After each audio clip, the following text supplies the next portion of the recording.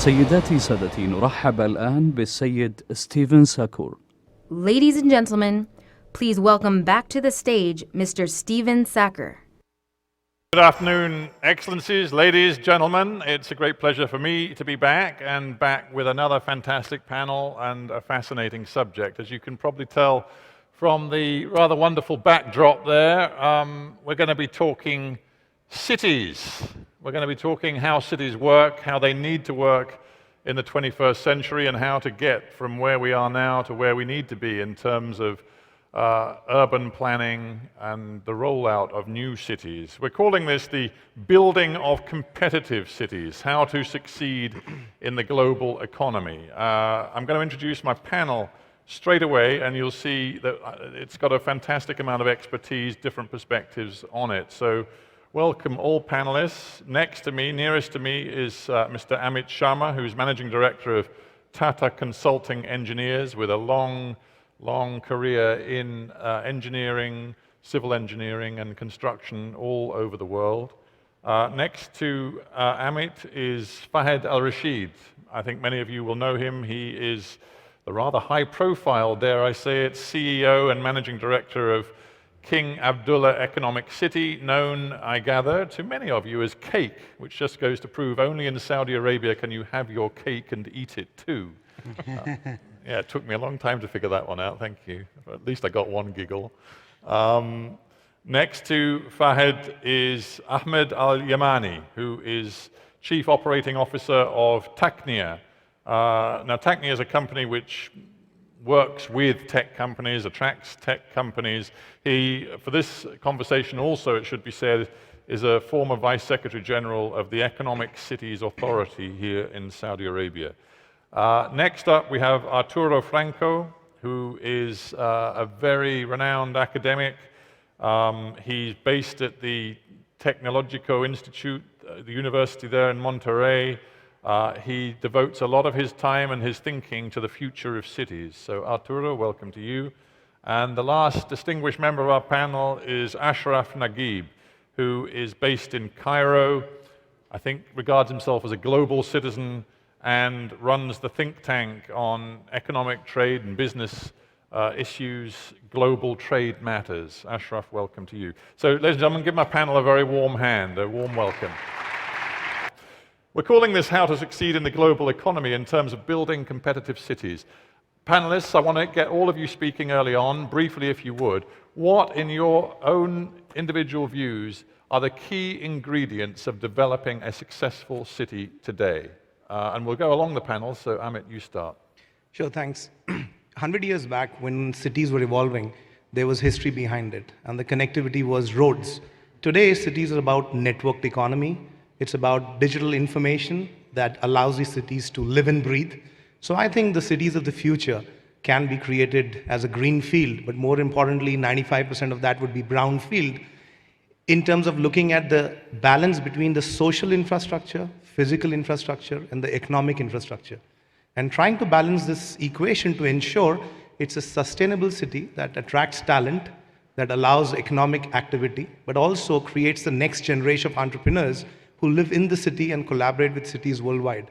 So the integration, network, approach, and a more open manner in which diversity will have new ideas and new innovation will make these cities thrive and grow.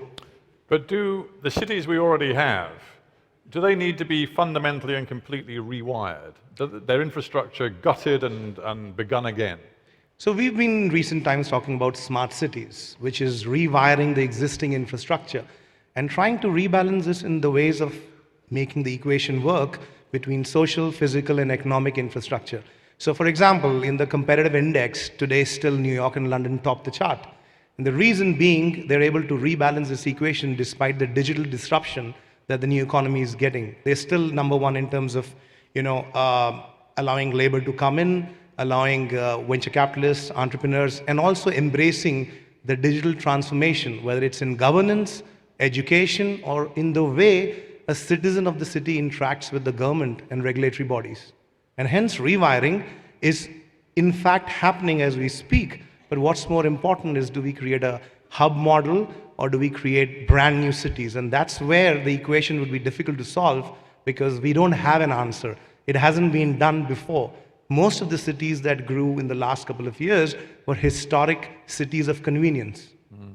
Well, that's a rather wonderful cue into Fahid next to you, who is boss of a new city. In fact, the flagship new city here in Saudi Arabia, which I believe is projected to have 2 million people. When are you going to reach that ambitious 2 million figure, Fahid? Are you ever going to reach it, or is it a fantasy? We're definitely going to reach it. When, nobody can tell you, because cities grow according to global economic factors, macroeconomic factors, as well as local. But I think this whole issue around cities and their competitiveness is very important. Cities are the most competitive space in the world. There are 247,000 cities that exist today. They compete for human resources, they compete for capital, and they definitely compete for corporate attention.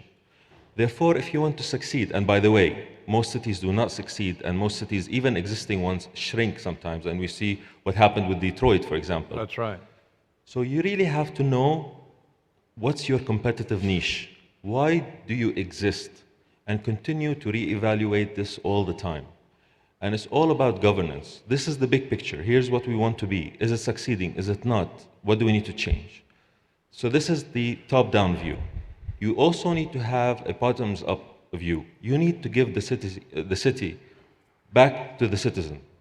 The ability to operate the city, to allow them to participate. By the way, this is really happening today around the world. With your mobile phone, you can take a photo of a pothole and send it to the municipality and tell them to fix it. This is the kind of technology that we're trying to install today in King Abdullah Economic City. The city has to also allow the citizen to succeed and thrive. So we're focused a lot on entrepreneurship, on education, and on producing a lifestyle of art, culture, and culinary experiences that allow us to attract people. It's not so easy, though, is it? Doing it from scratch, doing it without that sort of organic, evolutionary thing that comes with human beings acquiring experience over generations. You're trying to do it literally from a drawing board.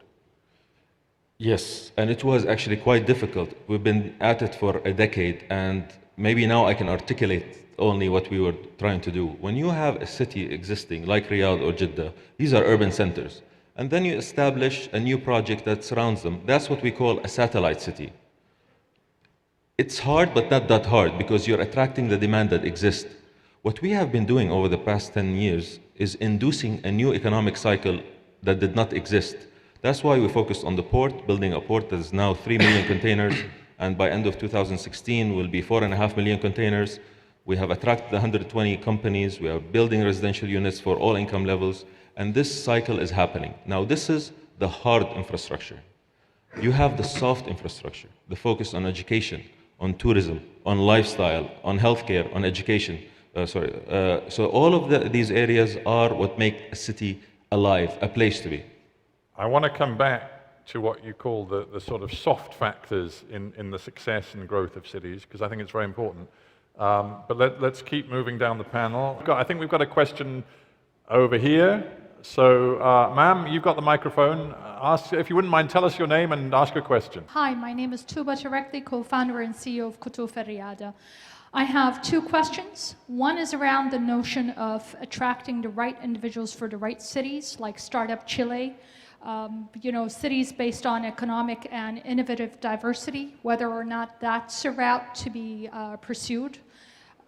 If you're a city looking for artisans, should there be a special strategic package attracting those type of individuals and so on?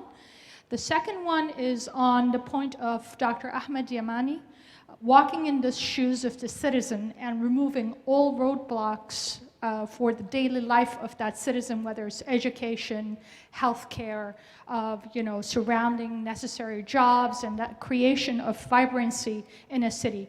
Do we, when we design cities here in the kingdom, walk in the shoes of the citizen and actually try and remove those roadblocks? And the final comment, if I may, is on how many Saudi urban planners do we have? Is that actually a specialty in our universities and colleges? Do we have active graduates from those, and are they working in city planning? Thank you. Okay. No, thank you very much. Well, there's a few questions there. Let's deal with them very quickly because we don't have so much time. What do you think of this idea of cities reaching out to very specific sectors of the population, looking for particular skill sets, particular sorts of people, rather than sort of a general inflow? Is that realistic? Is that, in any sense, being managed, engineered by cities? Anybody want to? Recently, when we're working with some municipal bodies, the whole notion of having cities around a particular theme has been challenged. And the reason being, we're in a very globally connected world. Innovation, of course, is because of disruptions and change, and hence the cities have to be agile. They have to hedge their bets. As such, more of these cities today are looking at diversity of areas they're focused on. And hence, if you look at a successful city, for example, New York or Singapore, it has multiple areas: biotechnology, finance, think tanks in other areas. So more of the recent discussion with the mayors and municipal bodies tell us that they would rather have a conglomeration and diversity of trades that the city will do. So you mean, somebody mentioned Detroit before. Are you saying there's no future for what used to be called the motor city, or any city that defines itself by a particular industry? That's a very good example, Detroit. The simple reason is that today, when we say long-term planning and predictability of those plans, it's not 5 years or 10 years, it's 12 months. And hence, how do you run an institution that based on these forecasts and plans? City is like a living and breathing society that is comprising of various such investments and plans. And if you're hedging your bets on a single particular trade, it's risky in today's world. And hence we talk about risk management strategies and diversifying. And cities and the mayors of today are also thinking like that. And hence to avoid the next Detroit and probably have a much diverse city ecosystem. Well, let's go to a CEO of a city. Fahad, next to you. Fahad, I want you to address the two other points there. One, when you're thinking about the future of cake, are you really putting yourself into the mindset, the shoes of the average citizen resident, using and living in your city? And tell to me too about the depth of talent in urban planning in Saudi Arabia today. I think, I talked about the 247,000 cities around the world. Most of them, the truth is, are very badly run. Most of them are horrid places to live. Because although their mayors will tell you that we look after the citizen because that's what they want to say, in reality they don't.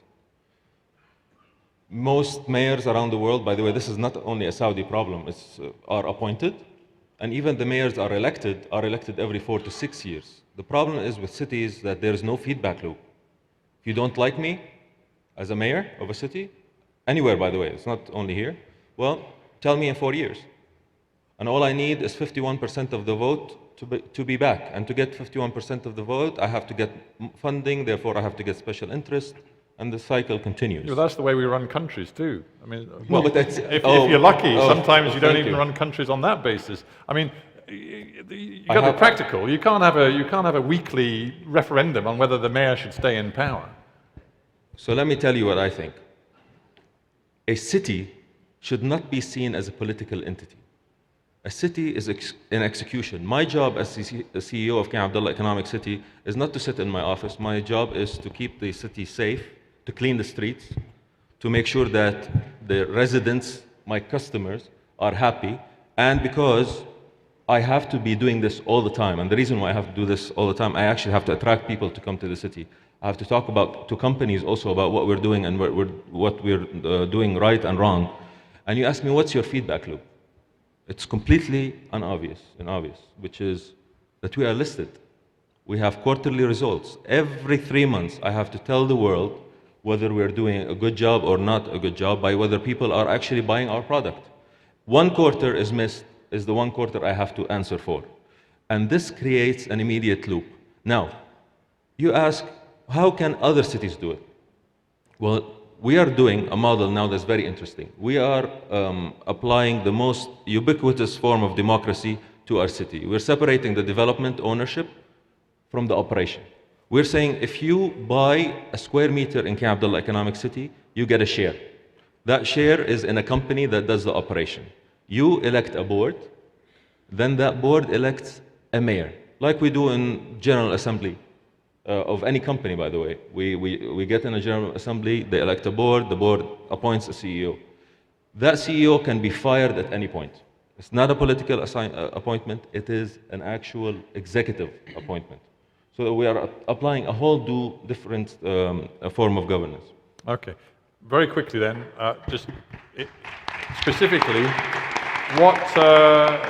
what level of talent do you see in urban planning in Saudi Arabia today? Actually, it's significant.